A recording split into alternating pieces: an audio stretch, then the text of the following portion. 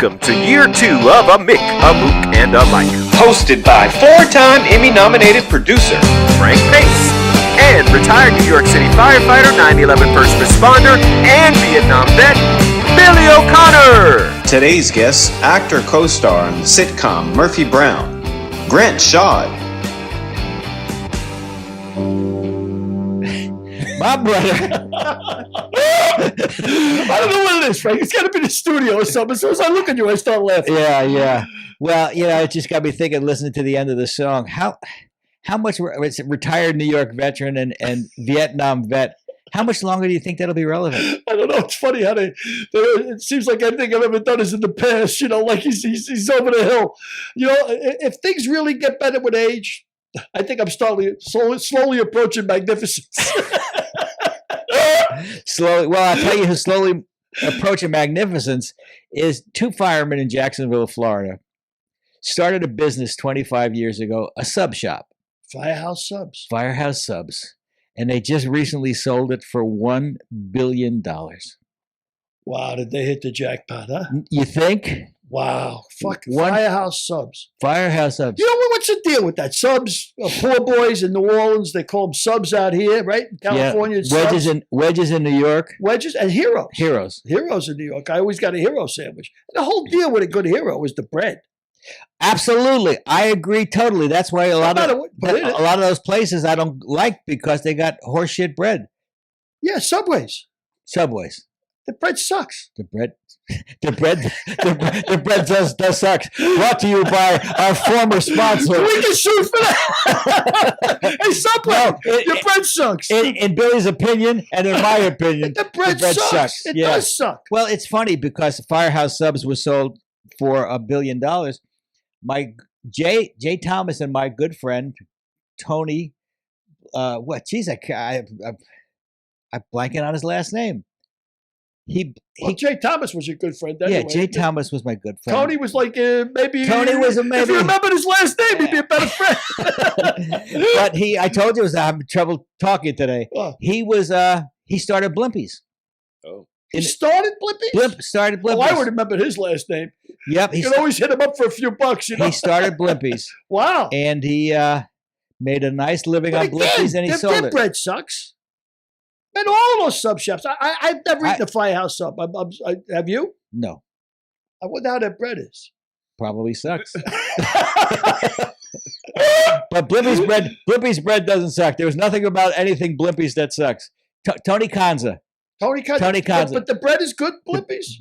Bread's good in Blimpies. That's the only thing that makes a fucking good hero. I mean, that's it. That's the whole deal, is the bread. I mean, you go to you get a hero, what we call a hero. You know why they call them poor boys in New Orleans? Because they actually gave them away during the war, when things were rough. So for the poor fellas, the poor boys. Yep. And again, I love poor boys. I mean, because you get the shrimp, you get the oysters, fried, but the bread.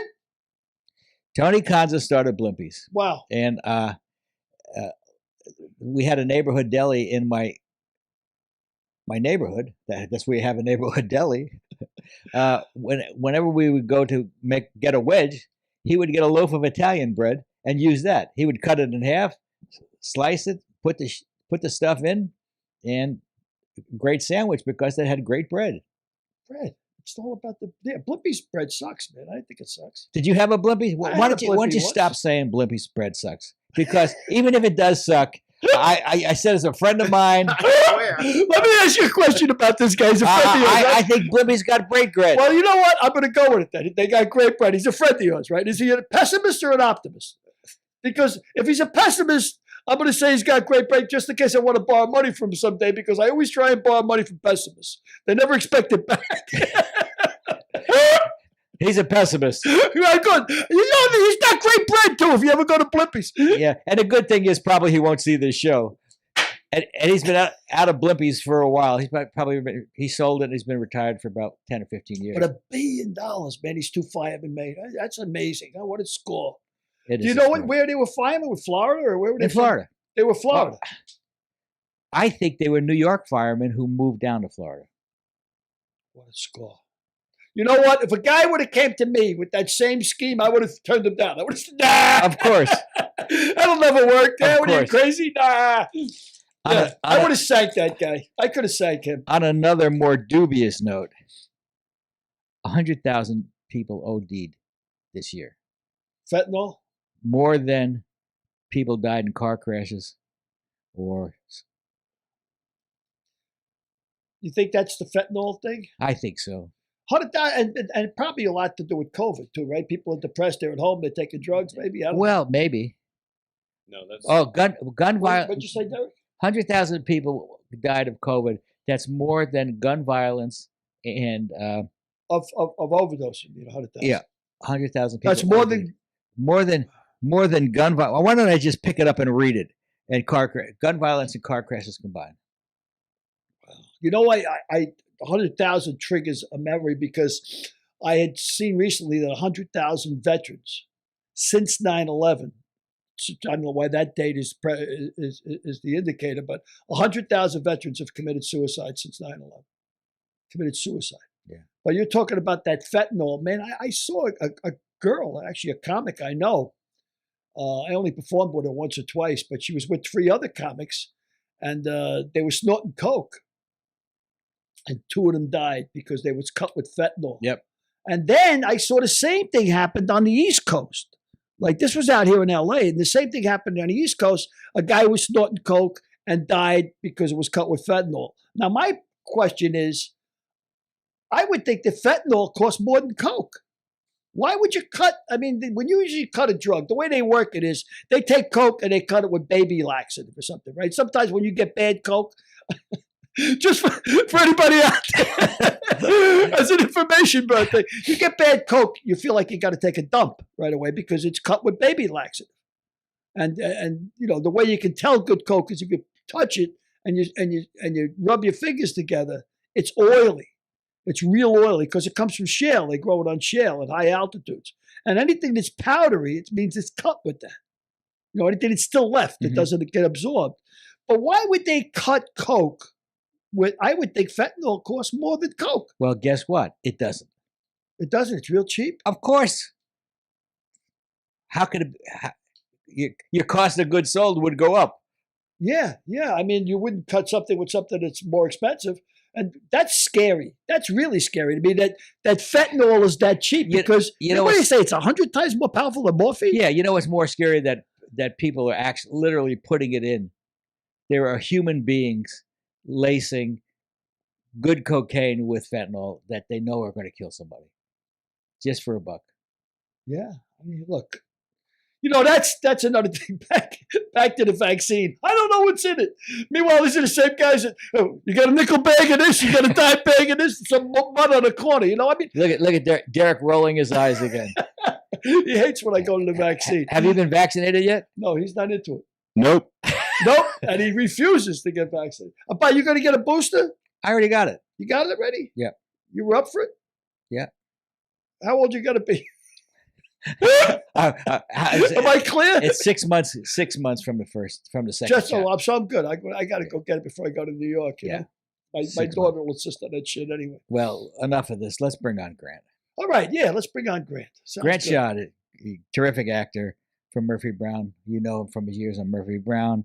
Younger, Marvelous Mrs. Maisel. He's a great guy, great actor, and I've now known him for 33 years. That's a good show, that Marvelous Mrs. Maisel.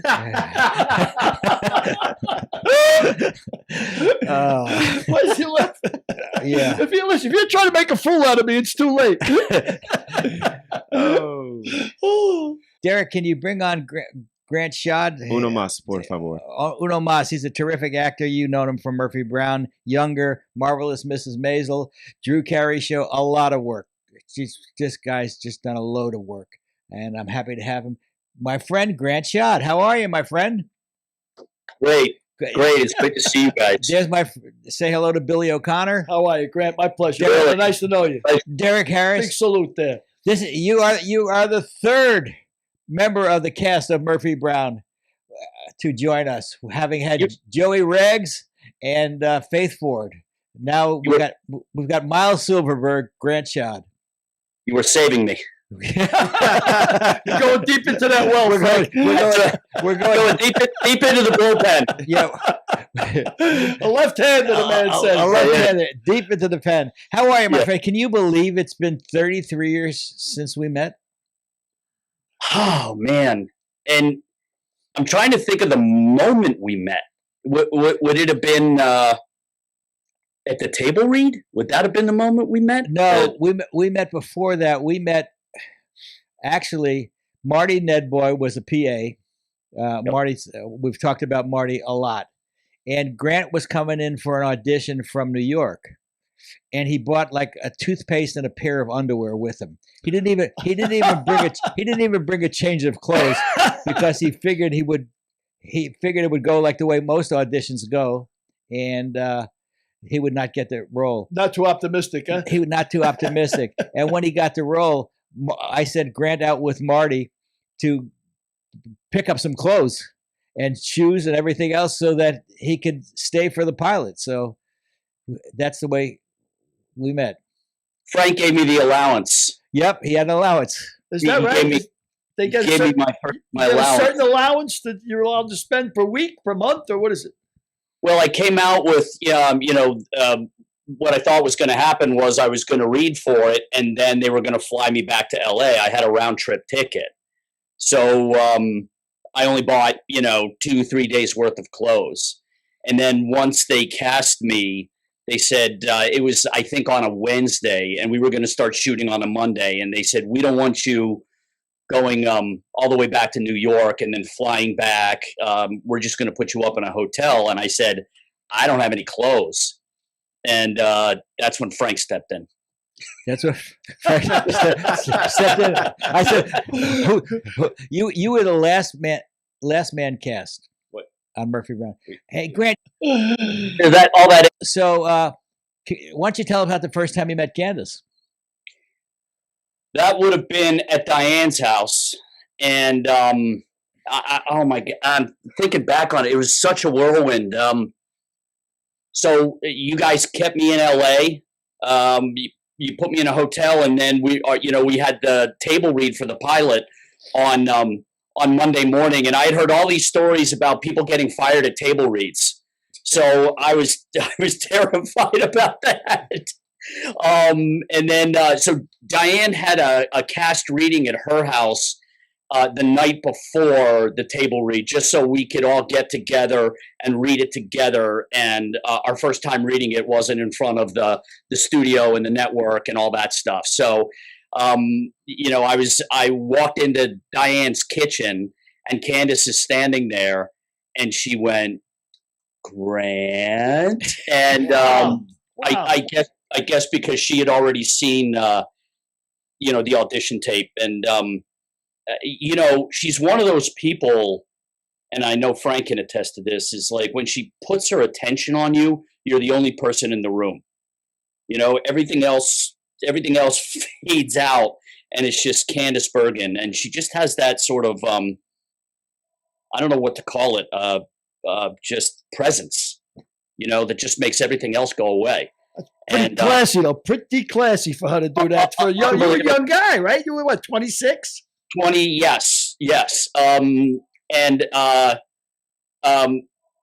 sorry. Can you guys hear that phone ringing? Yeah, no, don't worry about it. It'll right. stop when nobody answers it. Yes, thank you. Yeah, and that's the other thing about Candice is whether it was me at I think I was 26 at the time, maybe 27, or my dad, who was just like, oh my God, Candice Bergen, like she just spanned generations. Yeah. Her appeal just, everybody I know, men, women, young, older, her appeal just goes across the board. Yeah, it's amazing. It's amazing. I'll tell you a story about, we had the table reading. The real table reading was on Monday. And after the table reading, the network and the studio gets together and they give notes. And Greg Mayday was a CBS guy at the time, and Larry Little was the executive vice president of Warner Brothers. And Mayday said something about Candice's performance at the table. And Larry Little said, Mayday, if you ever give a fucking note again about an actor's performance at the table, I'll rip your fucking heart out. And that was the way the show started. And made it didn't give another note all week. Wow. Wow, I never heard that one. Yeah, That's I've never told it before. Wow. Well, Joey Regalbuto, when we had him on here, he had said that he had saw Candice a couple of times during rehearsals, sweatpants, whatever. But the day of the shooting, when she came out of that elevator, it was Candice Bergen. It was like the presence was overwhelming. She was. It's fun. I have my own sort of story like that, where after I read, so they flew me out here to read, and I went in and I read for Diane and Joel and Barnett first in Diane's office, and that was a load of fun. That went great. And the next, they said, okay, you're going to be reading for the network tomorrow over at CBS, and they said to me, they said, look, you're going to be going into a windowless room with a bunch of executives sitting there with their arms crossed, not laughing. There's going to be no oxygen in the room, and we're going to be sitting in the front row, and we want you to perform for us. We want you to ignore what's going on behind us, and we want you to perform for us. And so I showed up at CBS. It was like a late afternoon. And I go into the room, and sure enough, that's what happened. And I just sort of choked. I didn't give nearly the audition that I gave for Diane the day before. And they said, "Okay, go wait outside." And I was walking out of the room, and I looked back, and as the door was closing behind me, I saw Diane kind of looking at me, waiting for me to get out of the room. And then I watched her turn towards them, and I knew she was giving them the riot act. I knew, and apparently what happened was they as soon as the door closed, they said, "Keep looking." And she said no. Wow. So she went to bat for you, huh? Thank God. She's the reason I got it.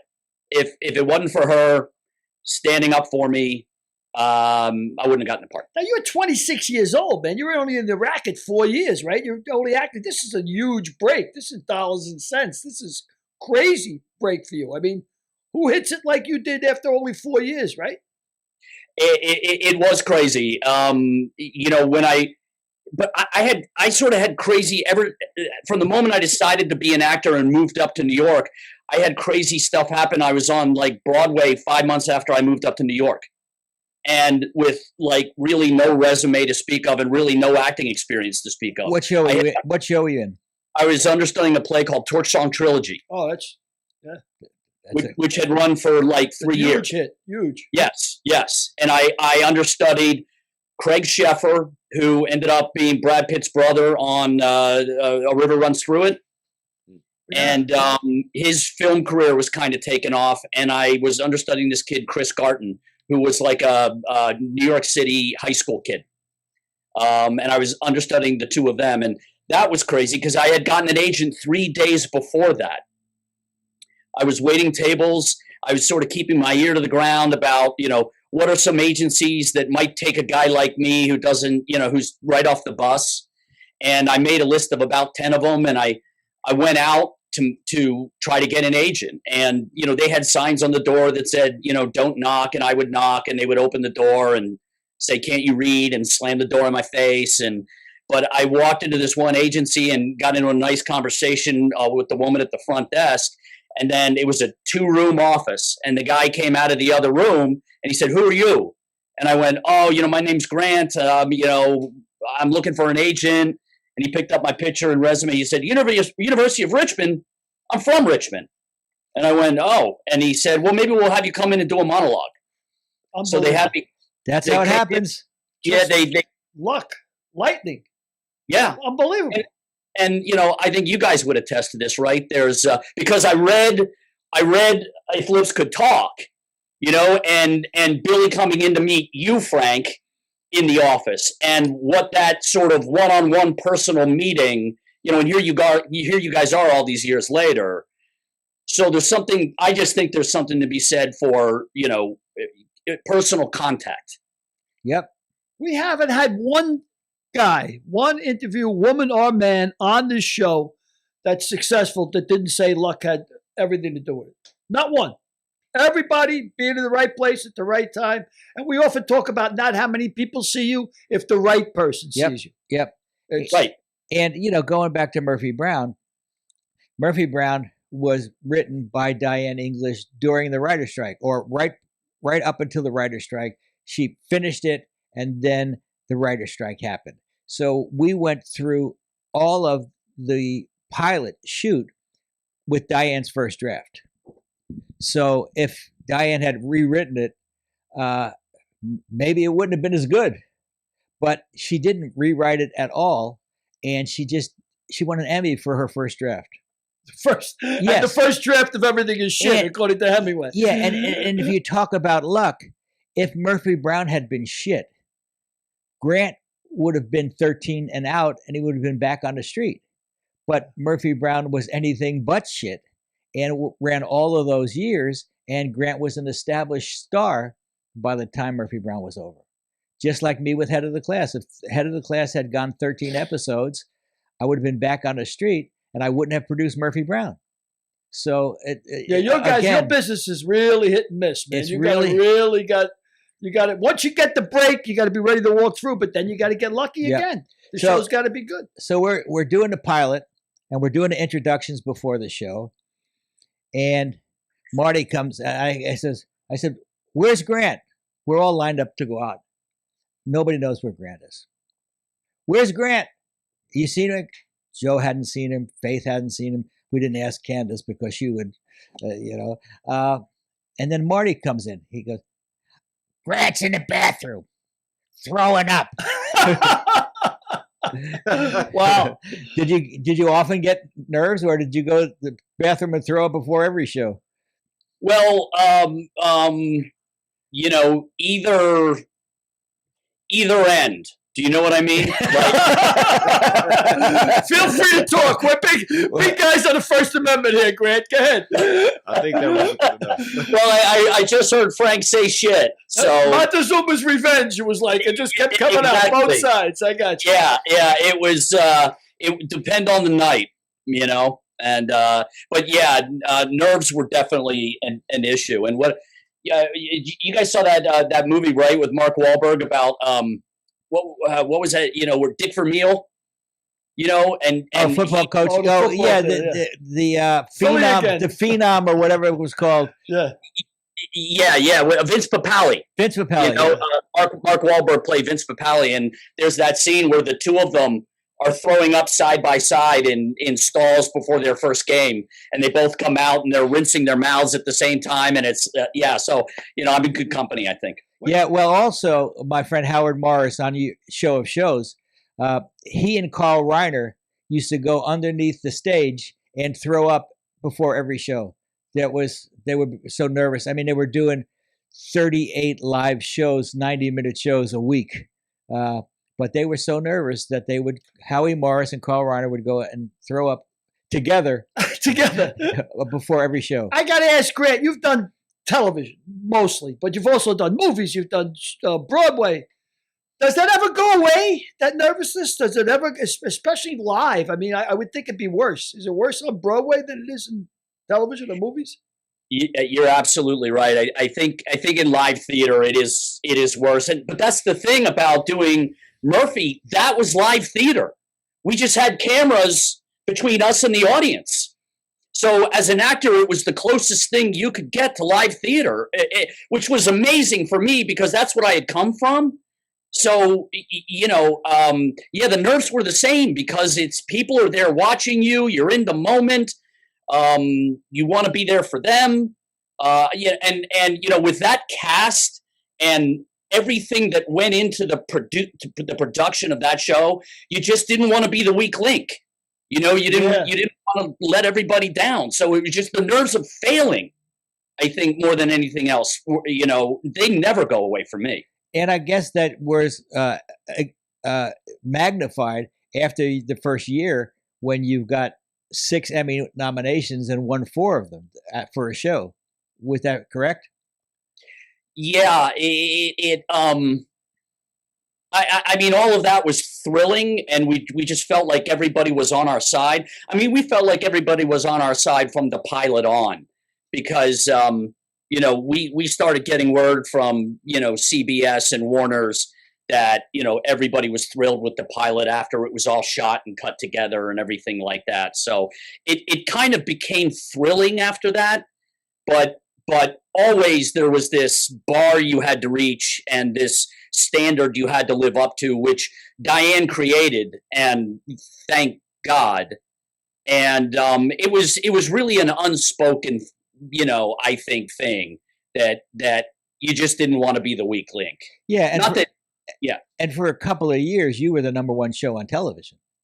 Out of all the Nielsen ratings every week, number one after number one came Murphy Brown. Number one, Murphy Brown. Number one, Murphy Brown. That's an incredible standard to live up to. Let me ask both you guys, what kind of audience are you looking at here? 500 people or so in the theater live? 250. 250?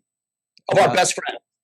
So you're coming out, and of course every week it's a different script. So it's not like Broadway where you could probably do it in your sleep after 2 years or so. This is a different script every week and a different live audience every week. So you really got to be on your game. Once you go through the process of a week for Billy and Derek and the audience, Grant, take it Monday through Friday. We would start on Monday morning with a table read, and then we would start rehearsing, and we'd start blocking out the scenes, scene by scene. And Monday, Tuesday, Wednesday were really for us to just sort of work out the scenes and bounce off of each other. And by Wednesday afternoon, we would have the run through. We would have a run through for the writers, and the network also. And the network, yes, thank you. So that they would get to see, what was working for them, what wasn't, notes they wanted to give us, things they wanted to change in the script. And this was also a Diane thing. By Thursday, it was pretty locked in. Which I think she really did for us, so that we didn't have to be worried about a lot of last minute changes and changing lines and stuff like that. So as of Thursday, when we would start camera blocking, and that's when you come in at 9 a.m. and you run the scenes for the crew and all the camera guys and the grips and the gaffers and all that, and they would mark your place. You would run the scene, and they would mark your place of where you land, and then they focus the cameras from where you're going to land. And Thursday tends to be very technical. And then Friday we come in, we do another run through for everybody, and then we rehearse for the cameras again. Then we get a dinner break, and then it's showtime. Wow. On Friday night. And you almost always do the shows from beginning to end.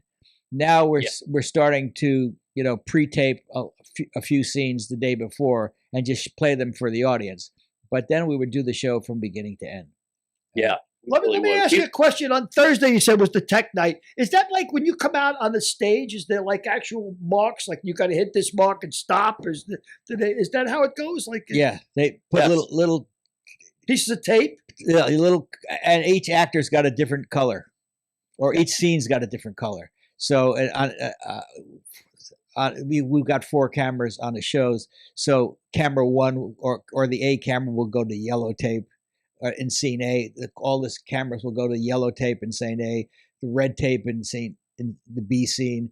A different color tape for every scene. Let me ask Grant a question as somebody who's not an actor.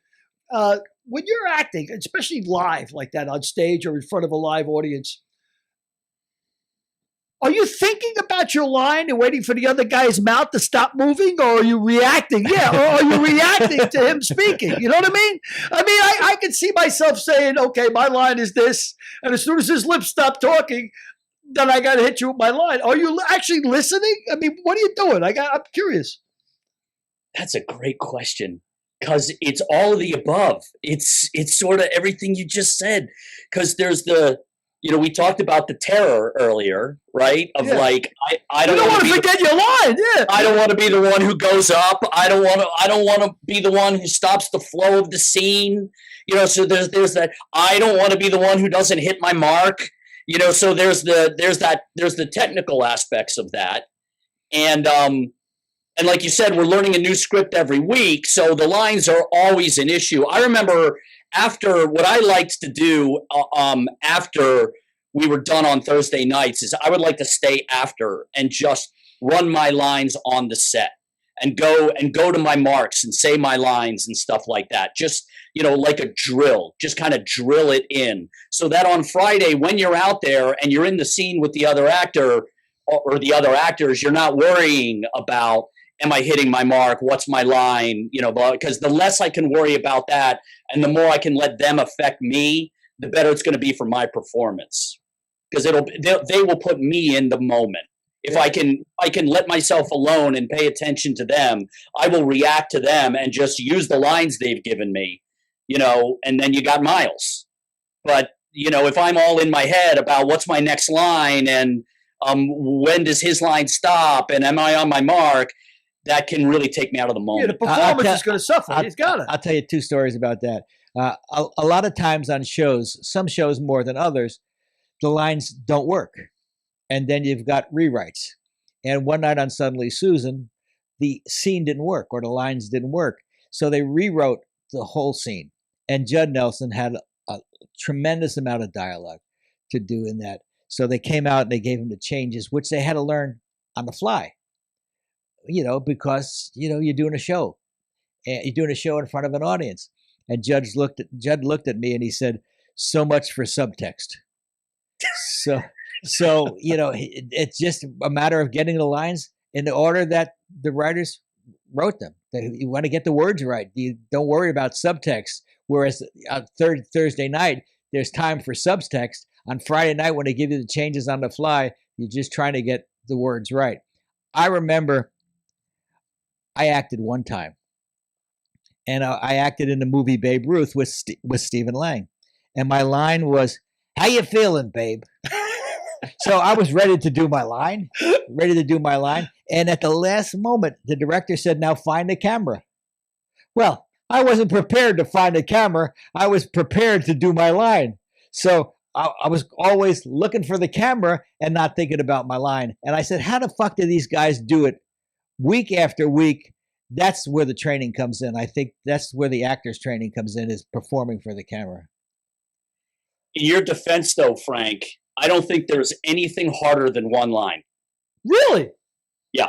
That's wild. You got to elaborate on that. You can't leave us hanging with that. Why? I think you're being nice. You would think that's you would think I think that's you're being easy. nice. I had one line in a movie called The January Man. With I remember that movie. And it was a scene. Yeah, we shot it in New York.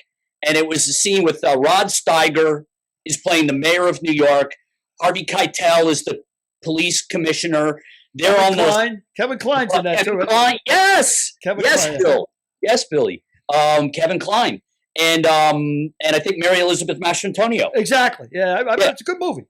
Yeah, it is. And they're playing, they're doing a press conference on the top steps of City Hall. And I'm the reporter shouting out the question. And it was a bit of a run-on question, but it was one line. And I kept flubbing it because I knew it was like the one thing I had to do, and all my focus was on that. And I was just choking it and choking. And at one point, Rod Steiger looks at me and goes, "It ain't easy, is it?" Yeah. That's something, though, because of the one line. You're getting back to what we were talking about before. You're not reacting to anything. You're just focused on the line and delivering the line. And it's like thinking about how to walk. Yeah. I would imagine. If you think, how do I walk? Do I put this foot in the left? You can't walk. Right. You just walk. Just do it. I'll tell you a quick story. At Pebble Beach golf tournament, I was playing in a golf tournament with George Lopez and Lee Trevino. So I was nervous as all get out. I mean, I hit the ball left, hitting the ball right. On the third hole, Lee said, Frankie, relax. they're not here to see you. Dead right. Dead right. Yeah. Dead right. Yep, dead right. So Grant, I remember that from the book. yep, yep. Grant, why don't you tell me a few of your favorite episodes? Oh wow. Two popped to mind right away, other than actually three. Other than the pilot. The first was the first episode of the second year called The Brothers Silverberg. Right. And I'm forgetting, I can't believe I'm forgetting his name, the actor who played my brother. Great actor. He's on The Closer. Was it Tony Kanza who invented Blimpie? Oh my God! And I know him so well, and I can't believe you know how this happens, right? Yeah, man. Listen, Yeah. It's happening more and more often. Just wait. It gets longer and longer. Hey, Grant! Every time you lean forward, your camera blacks out. I don't think it's him. I don't know. Okay. All right. So Don't worry about it. You're off the hook. okay. It ain't you. Good. But the Brothers Silverberg, the storyline was, and my brother comes to town to visit, and he and Candice have a romantic connection, and it just makes me wild with jealousy. And I just had so much to do in that episode, and it was just John Tenney. Sorry. Thank you. Oh my God, John Tenney. Thank you. What's funny? It's like I can remember. It's like he plays Kira Sedgwick's husband on The Closer. Like I can remember, all his roles. I just couldn't remember his name. And So the whole episode was basically about me being in a jealous fit over the fact that Candice and my brother are having a romantic dalliance. And the second one? Second one was an episode written by Russ Woody called "Here's to You, Mrs. Kinsella." And Miles has an affair with the head of the network's wife. Was that the head of the network? Wasn't Gary Marshall at that time, was it? No, it was Alan. Yeah, whatever. Yeah, Alan, you know who I'm talking about. Yeah, it was. Miles was on a corporate, weekend or something like that. He was away on business and hooks up with this anonymous woman, and they have a weekend fling, and he goes back and tells Murphy about it because he's racked with guilt. And then he goes to her Christmas party and she's there. And I said, the woman's here, the sex woman. And, she hadn't seen me yet. And he goes, Miles, that's no woman. That's Mrs. That's Jean Kinsella's wife. And I think her name was Lois. That's Lois Kinsella. And she managed me to get it out. She manages to get me out of her condo without anybody seeing me. But that was just so much fun to play, because that's a situation you wouldn't normally find Miles in. And then the third one that's coming to my mind was, oh gosh, there's so many. They're all flooding into my head now. We did one where we were away on a corporate retreat. That one was brilliant. I can't remember the name of that one. We did one where Murphy takes me shopping because she can't stand my wardrobe. And I'm in the dressing room and she goes to check on me and I'm naked and she sees me naked. And then it just affects the entire rest of the episode because I'm her boss, but she's seen me naked. And so, they gave me all these all of us, these amazing situations to be in. And didn't Donzig and Peterman write an episode for you called Dreidel? The Dreidel episode? Was that a Christmas episode? That one was, I can't believe I didn't remember that one. That one was brilliant, where we made a pact that none of us would buy Christmas presents for each other. And then I think Joe breaks down first and starts buying everybody Christmas. And then I found out he bought everybody Christmas presents. So I'm like, they're going to hate the Jewish guy for not buying Christmas presents. So we're all frantically running around on Christmas Eve trying to buy Christmas presents at the last second, which was another just great situation to put all of us in. Yeah, you had a tremendous cast. And then you went away for a number of years and you came back in 2018. What was it like the first time you saw Murphy's living room. You, Candice, Joe, Faith. What was it like with the first time you saw the recreated living room in New York? Well, I think like Faith told you, it was so emotional. I wasn't prepared for it. I wasn't, especially being in New York. And Frank, the way you just took the whole thing piece by piece and rebuilt it in New York, I wasn't expecting. It was like it was like we were back on the set in LA, and 20 years later, and you don't even know the full impact of what's in there until something triggers you emotionally like Wow. that. Yeah. It's like I couldn't talk. Yeah, they were all in tears. Wow, all the friendships, all the long-lasting relationships, all the memories, it just comes flooding back. Yeah, because 20 years later. It was a line that you wrote for Lips. It was like you spend more time with the people in your cast than you often do with your family during a successful run of a television series. Yeah. Yeah, it's like, you don't know how much you love your brother until somebody picks on your brother. Yeah. And then it then it all comes up, and it's like that, with people you work with that long, and and blood, sweat, and tears, and and occasional squabble, and hugs and kisses and tears, and and then you don't see each other for 20. I mean, we all stayed in touch, and then you're all back there, and it just all comes back like the people you grew up with. You never really know what's going to trigger an emotion, but when you see something like that, it just you're not prepared for it. You don't realize what's going to happen. We talked about the Jay Thomas thing when the Vietnam come back to me out of all things. That movie. Mr. Holland's Opus. Mr. Holland's Opus. And that for some reason I never reacted to Vietnam. 20 years later, I'm watching this movie. I start crying for no reason. It's like you don't know what's going to trigger the death of the drummer. Yeah. Yes. But let me ask you, you've done, well, obviously TV has been super good to you. I mean, that was like a remarkable run that you get at 26 years old to get a run like that. But you've done theater and you've done movies. Which venue do you prefer? They all have their benefits.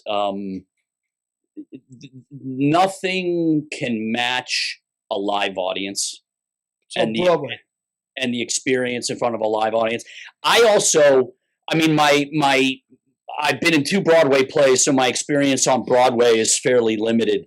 But I belong to a theater in New York called the Ensemble Studio Theater over on in Hell's Kitchen over on 52nd near 11th Avenue.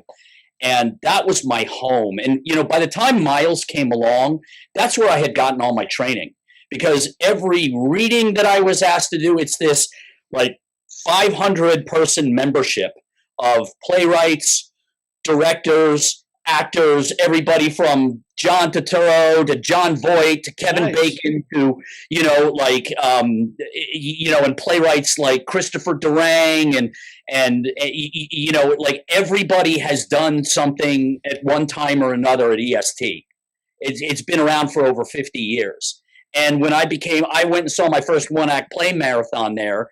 I saw this one-act play with Sarah Jessica Parker, Elias Koteas, J.T. Walsh, and it was just one of 5 one-acts. And you're in a 99-seat theater, and there's 2 sides, so you're kind of like surrounding the stage, and you're right on top of the actors. It is so intimate. Wow. And I remember seeing that one act and going, I gotta be a member here. And I managed to get cast in a play up on their 6th floor theater. And so they got to see me work, and then I applied for membership and I got in. And the great thing about that, as just a lab, as a gym, it was like a gym. Any play that anybody asked me to read, anything I could audition for there, any play reading that we did, staged reading, I was just always doing theater. And that would just sort of, when Miles came along, I went, I know who this guy is. I know who this guy is because I had played him in a play at EST. So you just never, as you guys know in your businesses, you got to do all of it because you never know when it's going to be called forward. Yeah, right? and you know, so much of any job is instincts. Like Yes. like with Billy being a fireman, he instinctively would run into a burning building to save a person's life. Now, what we did and what we do is not doesn't have such dire consequences as life or death, but instincts play a big part.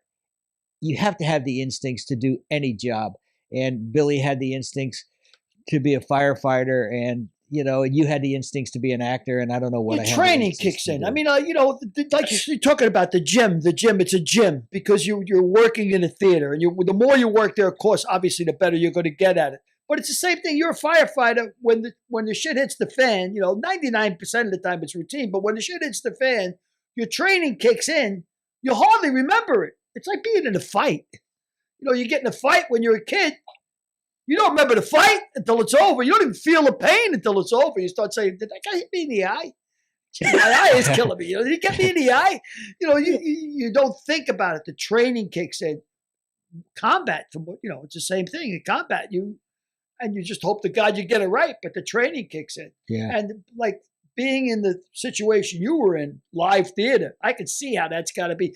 I got to ask you a question about live theater. If you're doing a line, whatever line it be, just hypothetical, and the next night you don't do the line quite the same way, right? You do, and maybe even you lose a word or something that way. Will that fly? Can you do that can you build on that for the next night because you think it worked better, or do you alter your performance every time you go out there? Sometimes, you know, I think you try to put yourself in the moment as much as you can, where, like we talked about earlier, you know, where you're leaving yourself alone and you're not thinking about how the audience is reacting, and they don't feel like they're loving this. You know what I mean? When I get into my head, it takes me out of the moment. And if I'm lucky enough to be in the moment, sometimes like I'll have a moment with the other actor, and you're right, you can build on that. You're like, ooh, you know, I want to leave. I hope that happens tomorrow. You know, Right. The thing about the theater audience is they're always the extra character in the play. Like that's why no two plays are the same, because the audience that night and what the audience is giving you completely affects the way that play goes that night. Wow. Affects everything about it. It's interesting because, you know, if you blow a line, you can always save it as long as you get back to the cue line for the actor, for the other actor. Yes. As long as he hears his cue line, if you're supposed to say, and then the actor hears his cue, he goes with it. Right. So you just got to make sure you give him the. You got to give him the cue. It's funny what you say about the audience doing stand-up comedy, and I did a little bit of stand-up comedy, nothing to write home about, but you can tell a joke, and it kills. And the next night doing the joke exactly the same way with the same reflection, and crickets. Yeah. Depending on the audience. Hey, Grant, you know, you mentioned Billy mentioned Jay Thomas, Mr. Holland's Opus. I know Jay did a number of Murphy Browns, and he won 2 Emmys for the role of Jerry Gold. But I'm not going to ask you about that. I'm going to ask you about a play you did with Jay in New York that Woody Allen directed. What was that like? Well, I can't believe you're asking me that because I literally was just about to talk about it. Relatively speaking? Yes. Wait, no, that wasn't relatively speaking. It was the one. It was called Writer's Block. Okay.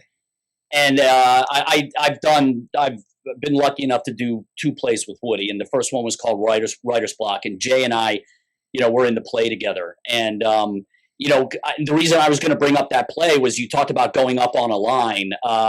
There's an actress named Heather Burns who she's been in a bunch of films, and she was playing my wife. And one night I went up.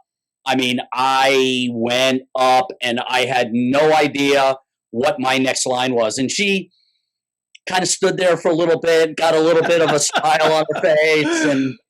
And you know, a couple seconds went by, which felt like 5 minutes. Oh, yeah. And then she went, "Do you mean blah, blah, blah, blah, blah?" And I went, "Yes, blah, blah, blah, blah, blah." Oh, wow. Great. She fed you. She bailed you out. She literally fed me the line. But Jay, you know, Frank, I think I already told you the story. one night I sat right next. We had this communal dressing room, and it was Jay and me and Paul Reiser and BB Newirth. We had an amazing cast, and I sat next to Jay, and Jay goes, "I'm gonna lose my sight. I'm gonna go blind tonight." And I go, what do you mean? He goes, I'm gonna go blind tonight. My character's gonna go blind. And I went, okay, Jay. I had no idea what he was talking about. And then we're out there, and there's at one point in the play, I come out with a gun, and I threaten everybody with a gun, and they all back up to the other side of the room, and they're basically pleading for their life. And I'm standing there with the gun. I come out with the gun, and it's like mayhem, and they all back up to the back of the other side of the stage, and they're all pleading for their life. And Jay's in the middle of all of them going,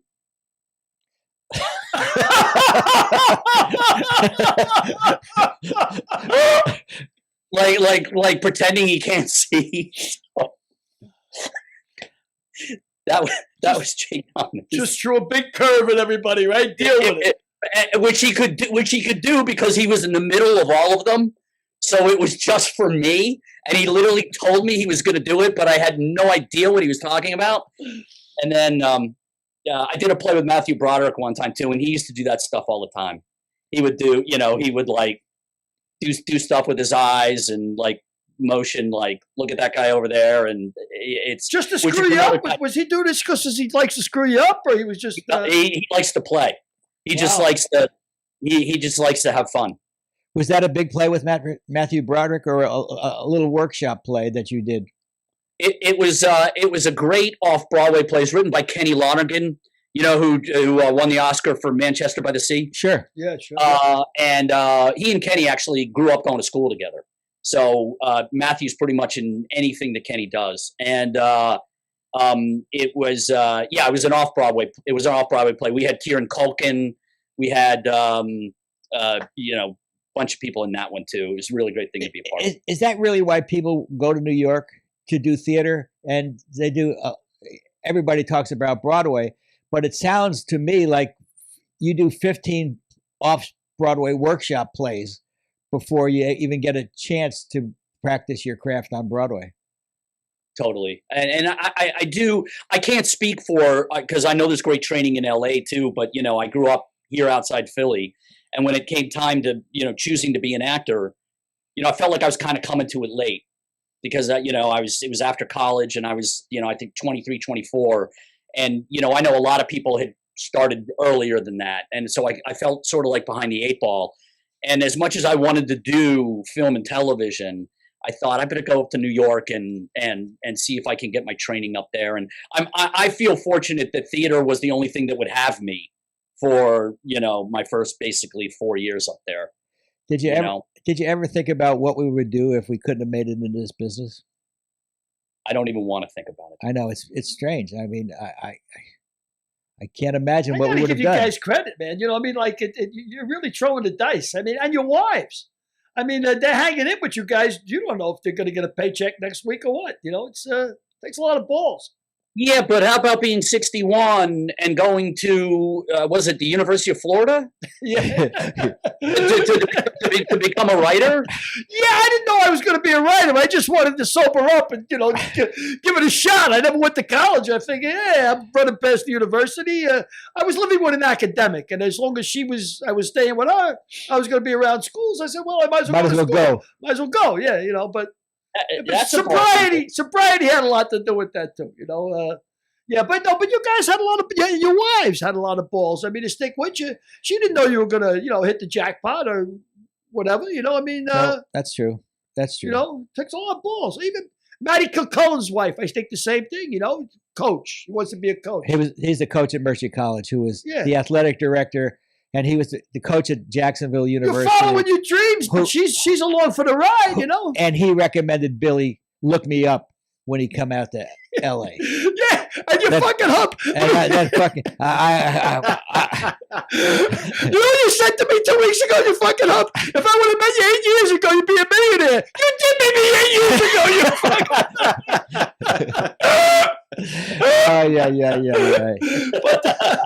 fucking. So Grant, you've been acting constantly since then. You've done Younger, playing Bob for three or four seasons, and you did Mrs. Maisel. You've done a lot of work. What do you think the future holds for you? Continue your craft. Continue to practice your craft. Yeah. Yes. I never want to stop acting. I'm having fun, like you guys. I'm having fun writing right now, and that wasn't something I looked to do. It wasn't.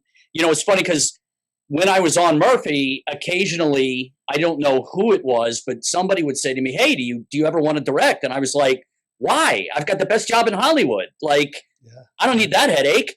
And I wish I had a different attitude. Like I wish I had learned how to direct while I was in that environment. That would have been the perfect time to learn cameras and all that stuff. But I didn't plan on writing. It was well after Murphy, and I was kind of minding my own business, and an idea kind of came to me for a screenplay, and it took me 5 years to write it. I don't know if you guys have like huge resistance with writing, but I didn't want to do it. And I found it kind of painful. And finally it was, it's that when the scales go, okay, I'm afraid to do something, but the pain of not doing it becomes greater than the pain of doing it. Wow.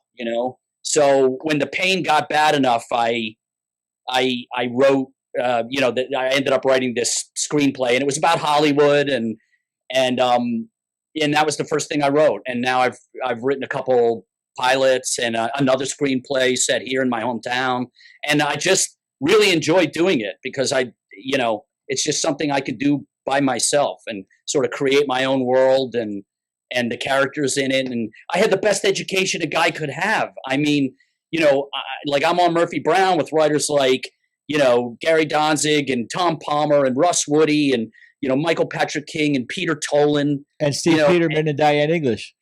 Steve Peterman, Diane English. Well, yeah, I mean, I left them out because, yeah. Wow.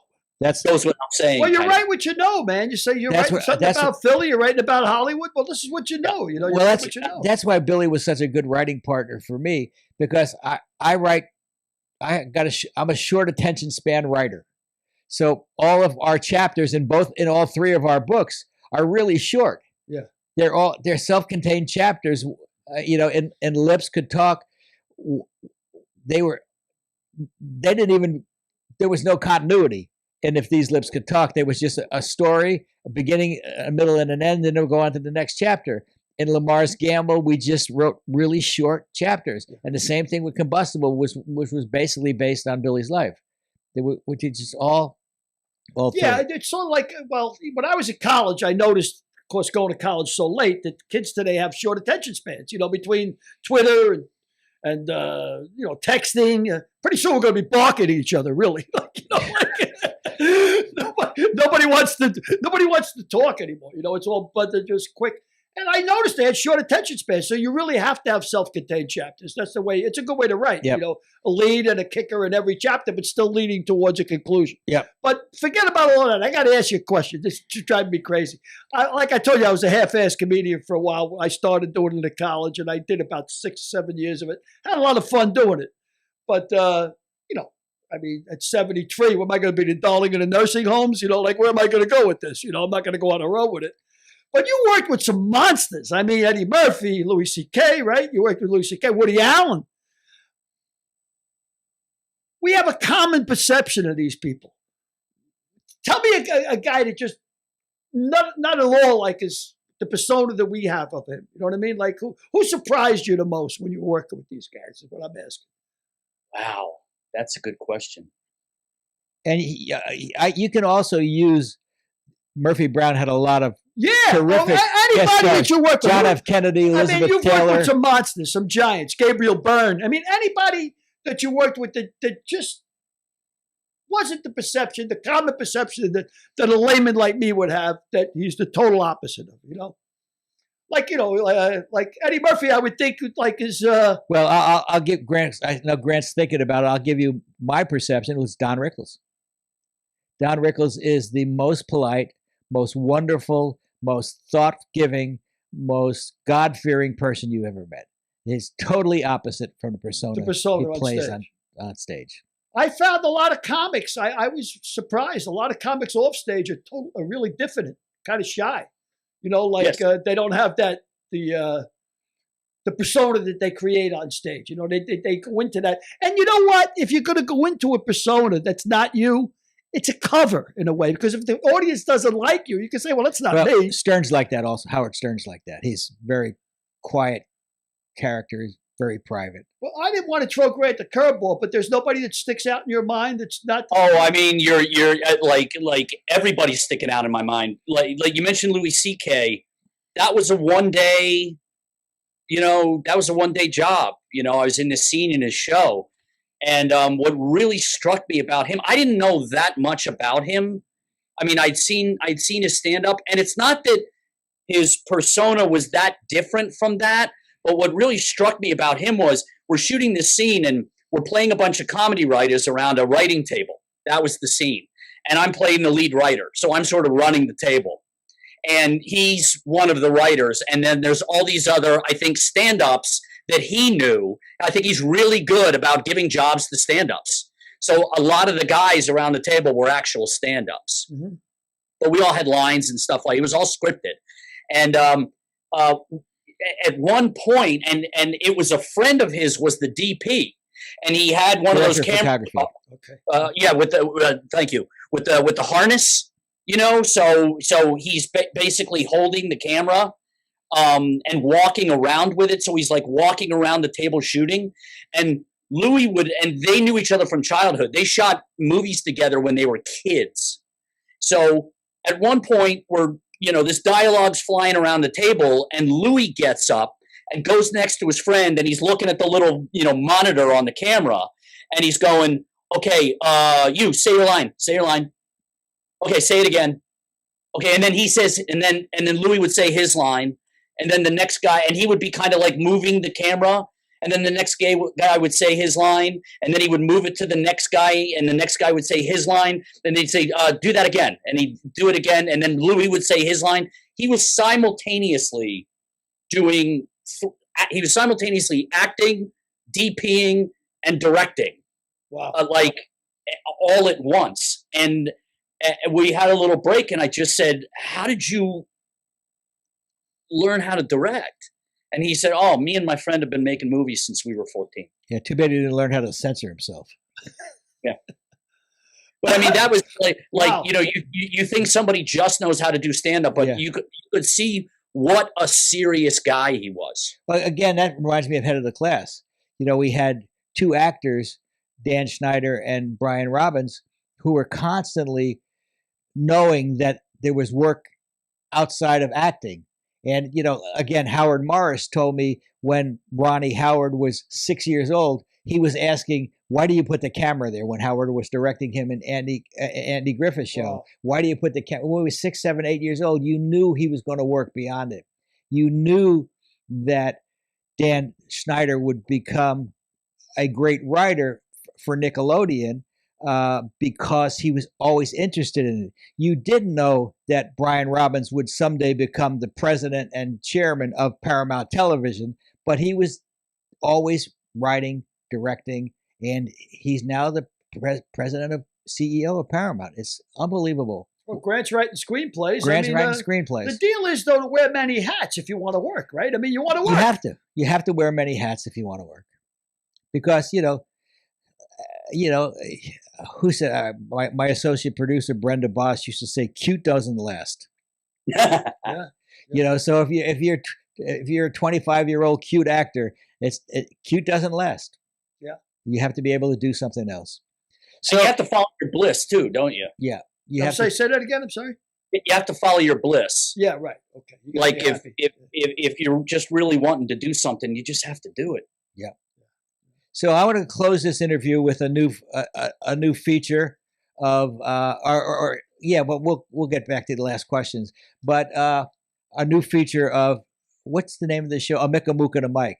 So I'm gonna ask you some questions like in the Actors Studio. Millions are watching it, Frank. And you can't remember the freaking name. Millions out there. So we may throw you with some of these questions, but we'll try. What are you reading now? Well, nothing. I just finished If These Lips Could Talk. And a terrific reader was, I'm sure. Yeah, I had to let it settle in. You know, I haven't moved on to my next thing yet. And it's like Moby Dick. It's very allegorical. There's a lot of things beyond that. You know, it's not just about a producer. It was a great read. You guys did an unbelievable job. You really did. And I didn't pay him to say that. I got a question for you, real quick, and not to detract from Frank's questions, but Oliver Stone. You worked for Oliver Stone, right? You were in Wall Street directing. You got to tell me what it was like to be directed by Oliver Stone. I saw an interview with him with Putin, and I got to tell you, he's a lousy interviewer. He was a terrible interview. He interviewed Putin. I thought he was terrible as an interviewer. But what is he like as a director? He's a tough guy, man. Is he? I mean, I want to say though, effectively tough. Like I'm sure you had, you know, lieutenants in the fire department who were tough, but they were really good. Yeah. You know, and you know, I read for Platoon, and really, I read. I mean, I was just starting out. I have no idea how I got that audition, but then again, nobody knew it was going to be Platoon. You know. Yeah. And I think I did that audition to the bottom of his feet the whole time, you know, that were up on his desk. And then he cast me in Wall Street, and that was a life changer for me, because that was before Murphy Brown, and that was really that was my first film, and they were coming off of Platoon. He and Charlie were coming off of Platoon, and I was. You know, we talked about fear and nerves and all that. I got to the set, and you know, one of the PAs was walking to me to my trailer, and she said, "How you doing?" I said, "I'm really nervous. I'm really nervous." She said, "Well, you know," she goes, "I was talking to Charlie, and his first film was Grizzly Adams, and he was in a campfire scene where he was like eating baked beans around a campfire, and he said his hands were shaking so bad that the beans were falling off the spoon." Wow. And I was like, "Ooh, I kind of need to hear that. It's okay. It's okay to be this nervous." And wait, why did I get into Wall Street? I completely lost my train of thought. You got into Wall Street because of Platoon, because of Oliver Stone. Oh, Oliver Stone, Did you get Wall Street because of the interview you did, the audition you did for Platoon, or? Yeah, and that audition is back when I had courage, and I pretended, you know, it was for the James Spader part in Wall Street, and I was pretending to do lines of coke on his desk as I was doing the whole scene, and you'll see a line in the movie that says, "What's in it for?" The line in the script said, "What's in it for me?" And I'm busy doing my pretend lines of coke, and I go, "What's in it for moi?" And he kept it in the script, and I don't think I never got credit for it, but I will go to my grave saying I wrote that line. And so I really did. I had a good audition for that part, so he gave me the part. But you know, James Spader was much farther along in his career at that point, so he gave me a part of a young trader who's talking to Charlie Sheen at this bar. And about 5 seconds of that scene was me talking to Charlie, was left in as part of a montage. So then I went in for Born on the 4th of July. And again, Oliver being Oliver, like I'm on the floor, I'm playing a field medic. And we're in a field hospital, right? And I'm trying to revive a soldier who's dying. And I'm barking out orders, and I'm literally on the floor of the audition room, you know, pretending to resuscitate a dying soldier. And the scene ended, and he just looks at me and he goes, "Well, you know, that wasn't it, right?" Oh wow! And but he did cast me, and he gave me the part, which I couldn't do because a show ended up coming along called Murphy Brown that conflicted with the movie. So you made the right choice. You made the right choice, man. The right choice. And again, luck. Let me ask you: is there anybody you worked with that you were starstruck? Just that's a great question. Starstruck. Wow. Because most actors would be starstruck when they're working with you. Well, Woody Allen, I would think, would be make me. Well, why starstruck. don't you ask him the question? You Why did don't you answer the question for him? I'm just no. You did ask him the question. Why don't you? I'm dying to hear his answer. Good. So there's Woody, Candice, there's I was completely starstruck with both of them, right? But the one that really stands out for me was I had an audition with Al Pacino. And it was for a movie called Revolution. And it was in the very beginning of my becoming an actor. And I had just gotten this agent, and she's looking at me, she's like, "You look like somebody, Anna." And she said, "You look like a young Al Pacino," which I did at the time. I don't anymore. And Thank she goes, God. and she wasn't even my agent yet. And she goes, "They're casting this movie called Revolution. They're looking for the actor to play his son. I'm going to call the casting director." And a couple days later, I'm reading with Al Pacino, and I prepared the scene, and I'm totally starstruck, and he was my idol, and I was completely out of my skin nervous. And we read the scene, and he's kind of looking down, and he's kind of mumbling, and he's saying his lines, and I'm acting my heart out, probably too much.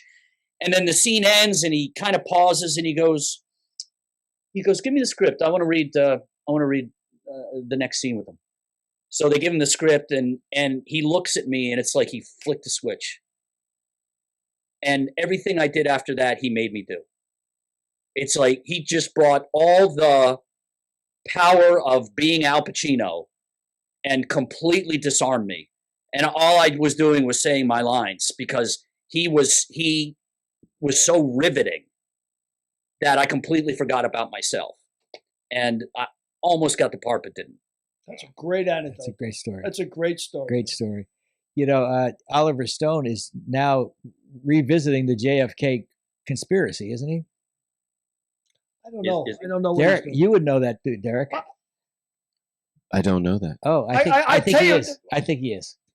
From a guy who was in Vietnam, and again, not a hero, not a ground pounder, just on an Air Force base.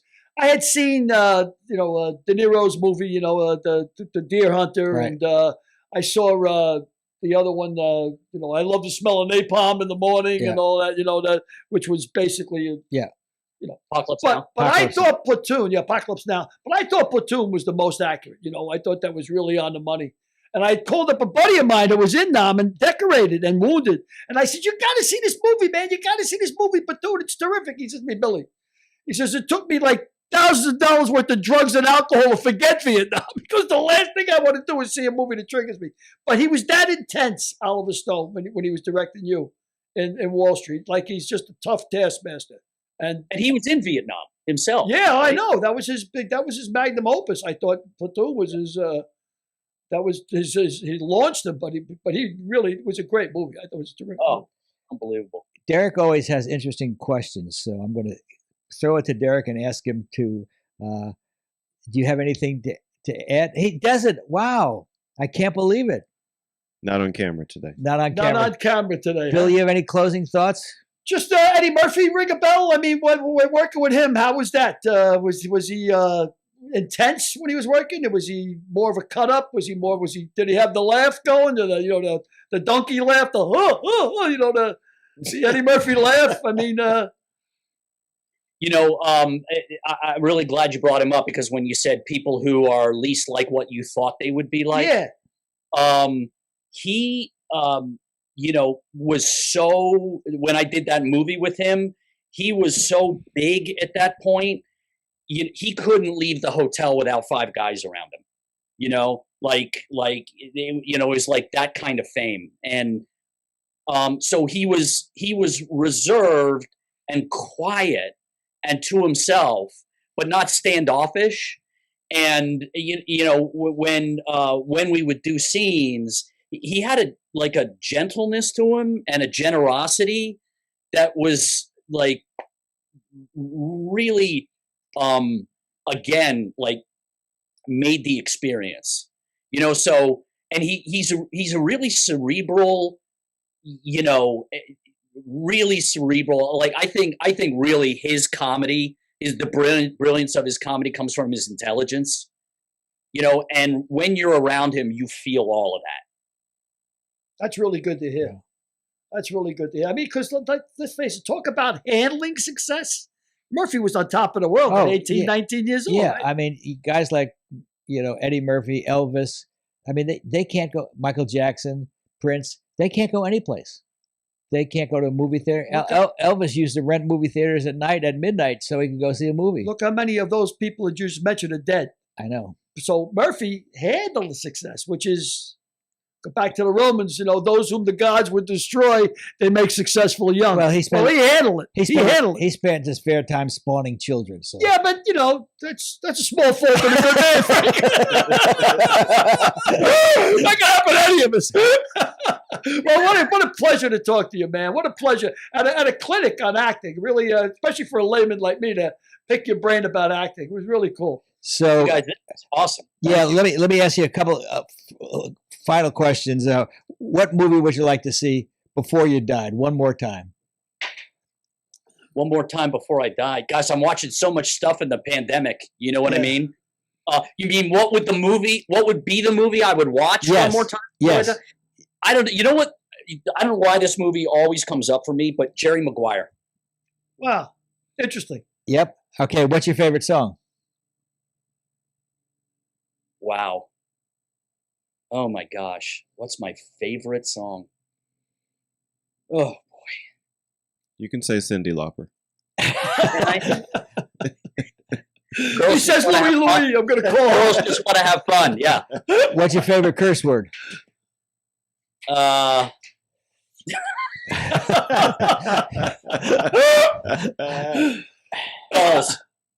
What? Balls?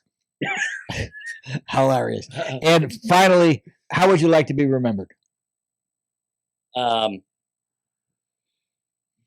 you know, just that I made people's lives better. Cool. Great. Very cool. Well, you've been a terrific guest, Grant. Thanks for spending an hour of your morning with us. It's been great to know you for 33 years. And I hope we get another 30, 30, 33, Frank. Well, I know you and I will. Billy's taking it one day. Billy's taking it one day at a time. Frank is banking on the next 33. Better deal with the devil. Good luck on that, pal. Yeah, I'm taking the over. Yeah. Good decision. Good decision. Great. And no juice for you. We won't even charge you a vig. Yeah. Thanks so much for being with us, Grant. Thank you, man. Thank you, Appreciate guys. it. Great show. Great. Great show. Thanks very Great much. to hang with you. Thank you. Well, again, Billy, we've done it. Yeah, he was terrific. Really funny guy, man, and real personable. As a matter of fact, I was doing the research. And I said, this might be a tough interview for me, but just the opposite. He made things. He made it just sound like I knew him all my life. He was just a real interesting guest and easy to talk to. Yes. And that was a real good question. Not that I had a good question, but the way he answered it. I've always wondered that. You know, do you just you're thinking about your lives? Do you just wait till the guy stops, his lips stop moving, and be prepared for your line, or do you react? You know, and well, you're supposed to react because you're supposed to react to what he's saying. Yeah, you know, that's what Judge Line was so much for subtext. You should be acting about the subtext that he's giving you, and sometimes you just got to get the words in the right order. Yeah, I mean, I think if I was, you know, you're memorizing your lines all week and you want to be able to. Another thing, doing stand up on stage is the same thing. You got a routine. You're going to do your routine. But the less you have to think about what comes next, obviously, the more inflection you can put into it, then the more you can sell the joke, you know? Yeah, well, when you're doing stand-up, I would imagine you don't just do the next line. You react to the audience, and the audience will take you to the next line. Ideally. That's exactly what makes an experienced comic better than a comic who comes out. They say stand-up comedy is not individual. It's dialogue. It's not monologue. Right. It's dialogue because the audience has to. And that's like Don, you know, Don Rickles. It's funny you say that because Don used to hate to go on Jay Leno because Jay had a list of questions, and no matter what your answer would be, he would go on to the next question. Right. Whereas Letterman, if you gave him an answer to a question, he would play off you and follow up that question with another question that was relevant to what you had just said, whereas Leno was just going. That's really interesting. And he said he didn't like to do Leno because it was just questions and answers as opposed to dialogue and listening. That's and all really and all interviewing is listening. That's really interesting. When we're doing this show, I've learned a lot. We often say, look, we'll go with the flow. Wherever he goes, we go. It's like sitting in a bar having a beer with a guy, pretty much. The guy's not going to say, "Yeah, I was working with Oliver Stone," and you say, "So what do you think about the Yankees this week?" It's you're having a conversation. I mean, that's all it is. Yep. But I mean, this was very it was illuminating. It was really good. It was a really good interview. Well, with that, we'll say goodbye for this week. Wait a second. Now, before we say goodbye. What? There's a couple of books I want to talk about. Okay, please do. The holidays are coming up, Frank, and there's nothing like the gift of reading. Gift of reading, especially for people that don't read. If you don't read, Frank, you might as well be illiterate. There's no difference between not being able to read and not. Well, this is out on an audiobook. Yes, that's true.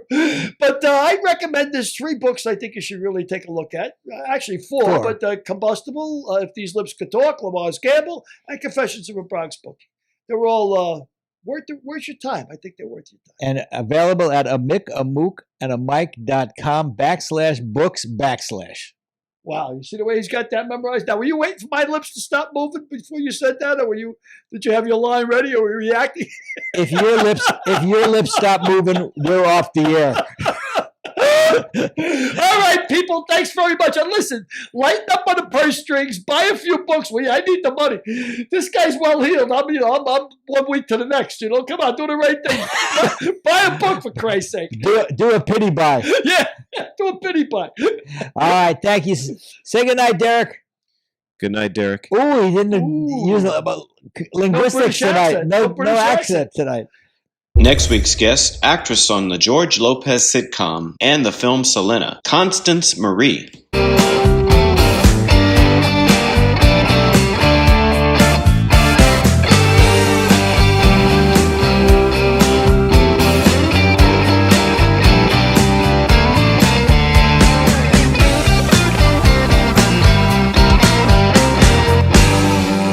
We'll see you next week.